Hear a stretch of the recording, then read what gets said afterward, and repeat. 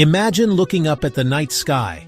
For millennia, humanity saw only points of light. We told stories about them. We navigated our world by them. But we didn't truly understand them. Then, we built tools, telescopes, spectrometers. These tools extended our senses, allowing us to see beyond the visible, to understand the cosmos in ways our ancestors could never have dreamed. We discovered that those points of light were distant suns, entire galaxies, each with its own story. Today, we stand on the brink of a similar revolution, not by looking outward to the stars, but by looking inward into the very nature of computation and intelligence itself. This is a story about our newest, most powerful tools. We are building a new kind of mind. It's a mind born from silicon and electricity, one that learns, reasons, and creates. We call it artificial intelligence, or AI. You've already met it. It recommends movies for you to watch. It helps you navigate through city streets. It even translates languages in the blink of an eye. But this is just the beginning. For over a century, our world has been built on a simple idea. A switch can be either on or off, 1 or 0. This is the binary system. It's the rigid, reliable backbone of every digital device you've ever used. Your smartphone, your laptop, the vast servers that power the internet, they all speak this simple language of ones and zeros. This binary logic has taken us incredibly far. It has allowed us to build global communication networks, map the human genome, and send probes to the farthest reaches of our solar system. It is the foundation of our modern civilization, a testament to what we can build with simple, clear rules. But nature doesn't always play by such simple rules. In the quantum realm, the world of atoms and particles, things are much more fluid, much more mysterious. A particle can be here and there at the same time. It can be spinning both up and down simultaneously. This is the principle of superposition. It's as if a switch could be both on and off at the same time, and everything in between. So, we have these two incredible, world-changing technologies on the horizon. On one hand, we have artificial intelligence, a powerful new way to find meaning in complexity. On the other, we have quantum computing, a revolutionary machine that can explore a vast landscape of possibilities in an instant. What happens when we bring them together? What kind of future will be born from the marriage of a quantum brain and an artificial mind? This is the central question of our journey. It's a question that will lead us to the frontiers of science, technology, and even what it means to be human. So how do you actually build a quantum computer? You can't just walk into a store and buy the parts. Building one is one of the greatest scientific and engineering challenges of our time. It starts with the heart of the machine, the qubit. We need to find something in the natural world that can act like one, something that can be put into a state of superposition, held there, and then measured. Scientists around the world are experimenting with many different approaches. Some use tiny supercooled electrical circuits. Others trap single individual atoms using lasers. Each approach has its own unique set of advantages and incredible difficulties. Creating this perfect sanctuary is a monumental feat of engineering. The core of a quantum computer, the quantum processing unit, must be shielded from the universe. This means placing it inside a series of nested chambers. The entire apparatus is housed within a large cylindrical machine called a dilution refrigerator, with layers of gleaming gold and copper plates. This machine is a stairway to absolute zero, because heat is just the random jiggling of atoms. To a fragile qubit, this jiggling is like a hurricane. So we have our qubits, and we have the extreme environment needed to keep them stable. What does a quantum computer actually do with them? The architecture is completely different from the computer on your desk. A classical computer has a central processing unit, a CPU, and memory. It fetches an instruction from memory, executes it with the CPU, fetches the next one, and so on. It's a very linear, sequential process. A quantum computer, however, operates in a completely different way. It's not about following one path.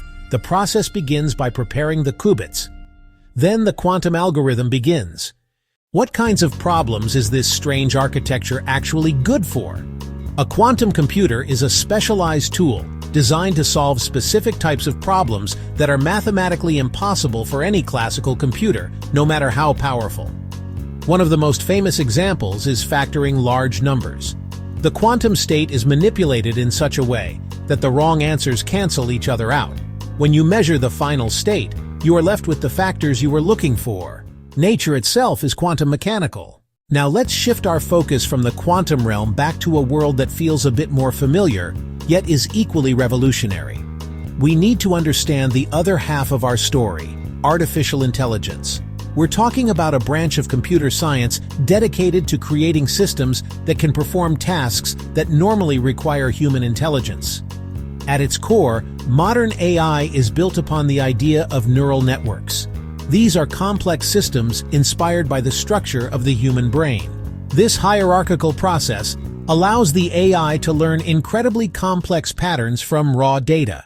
So if we don't program an AI with explicit rules, how does it actually learn? The most common method is called training. It's a process that is surprisingly similar to how a child learns about the world. This process is called backpropagation, and it is the engine of machine learning. When you use a photo app to search for beach, and it shows you all your vacation pictures, you are using a trained AI model. You might not realize it. How does it always seem to know what you want to listen to or watch next? This is the work of a recommendation engine. From helping doctors spot tumors in medical scans to enabling farmers to monitor crop health from satellite imagery, AI is becoming a fundamental tool for discovery and efficiency. We have seen the power of artificial intelligence. We've witnessed its ability to learn from vast oceans of data. A quantum AI algorithm wouldn't have to trudge through every single example in a dataset one by one. Instead, it could process all the data simultaneously. This concept is known as quantum machine learning, or QML. A quantum AI can operate in an exponentially larger space. An airline wants to find the most efficient flight routes for its entire fleet to save fuel.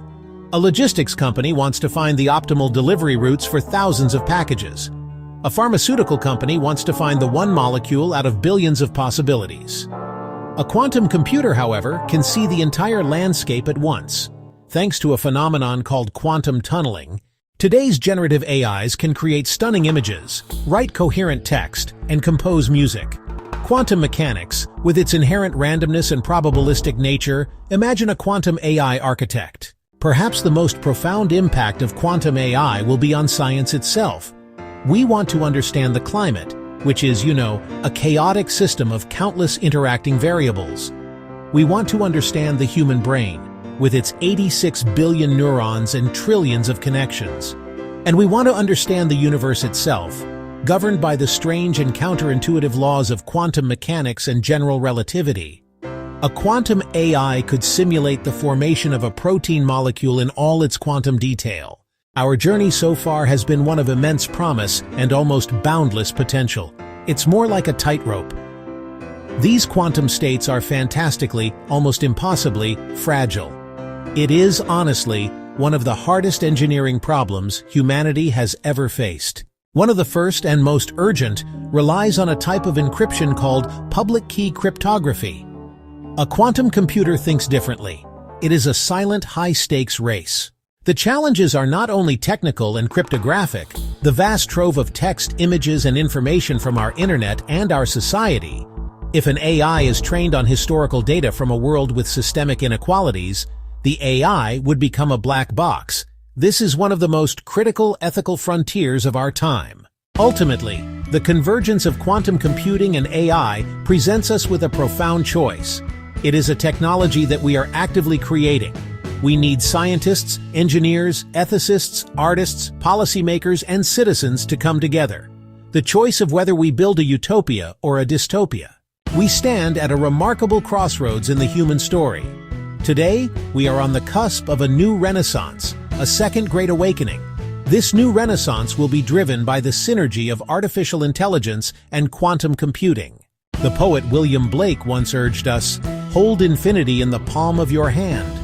Quantum computing is nothing less than the art of holding infinity in the palm of your hand and finally understand our place in the grand, mysterious, and beautiful cosmos. The future is not a destination we arrive at, but a world we create with every action we take today.